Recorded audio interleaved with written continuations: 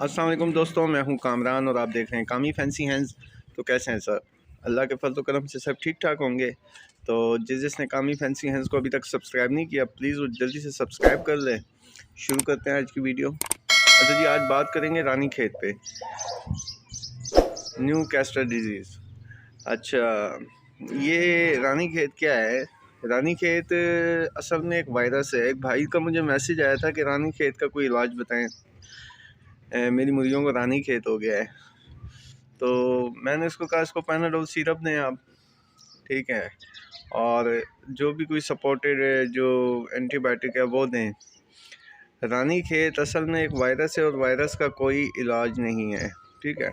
अच्छा, वायरस की एक खासियत है, एक खूबी समझ लें इसको, कि वायरस 7 दिन भी रहता है और 14 दिन भी रहता है, ठीक है। उसके बाद वो ख़त्म हो जाता है।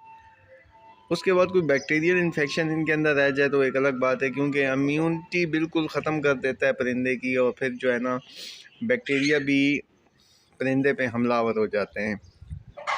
तो आप जब भी रानी खेत देखिए, हर ग्रीन मोशन जो है ना उसको रानी खेत ना समझें।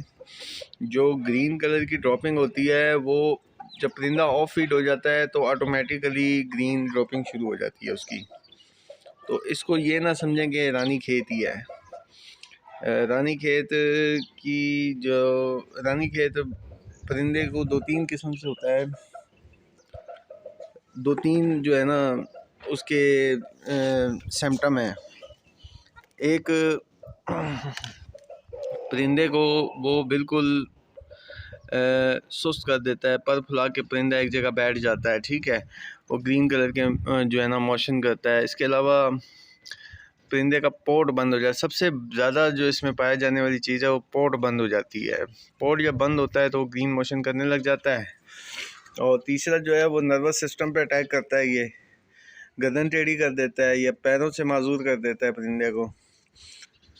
तो सारी सूरतों में आपने अगर रेशा है परिंदे को, तो आप उसका कोई ऐसा एंटीबायोटिक जैसे ऑक्सीटेट्रासाइक्लिन है, वाइब्रामाइसिन है, डॉक्सीसाइक्लिन जो होता है, आप उसका इस्तेमाल करें। साथ में आपने वायरस में इनको एंटीपायरेटिक कोई भी देते रहना है।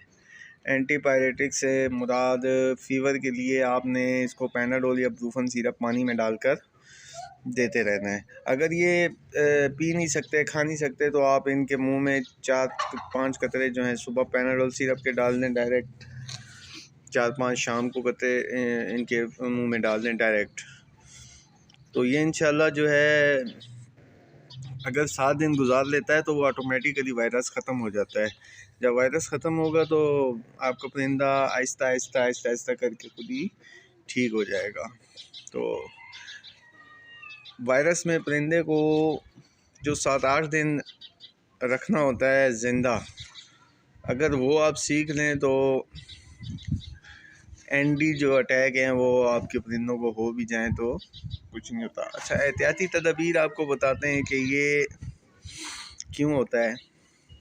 बाहर से आप जब परिंदा लेके आते हैं उसको क्वारंटाइन नहीं करते, अलग उसको पिंजरे में बंद नहीं करते, बाकी परिंदों के साथ छोड़ देते हैं। वो एक वायरस लेके आता है साथ, ठीक है।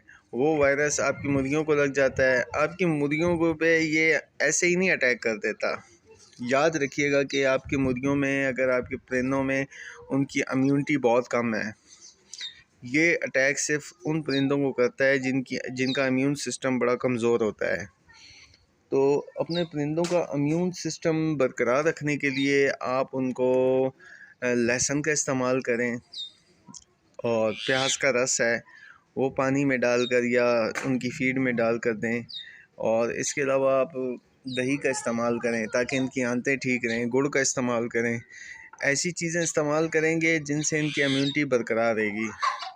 बी कम्प्लेक्स आता है, वो आप इनको इंजेक्शन जो है पानी में डाल के दे सकते हैं। इसके अलावा कोई भी मल्टीविटामिन का सिरप है, पॉलीबियान हो गया, वो दे सकते हैं। इसके अलावा लाइसोवेट हो गया और इंटेक डी हो गया, कैल्शियम प्लस मिनरल्स हैं उसमें।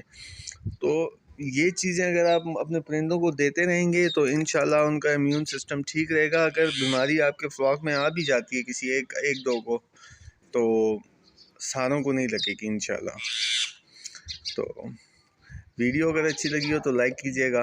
जिसने अभी तक मेरे चैनल को सब्सक्राइब नहीं किया और वो जल्दी से सब्सक्राइब कर ले और बेल नोटिफिकेशन जो है वो उसको प्रेस करे ताकि हर आने वाली नोटिफिकेशन आपको जो है मिलता रहे। मिलते हैं किसी नेक्स्ट वीडियो में, जब तक के लिए इजाज़त दीजिए। अल्लाह हाफिज़।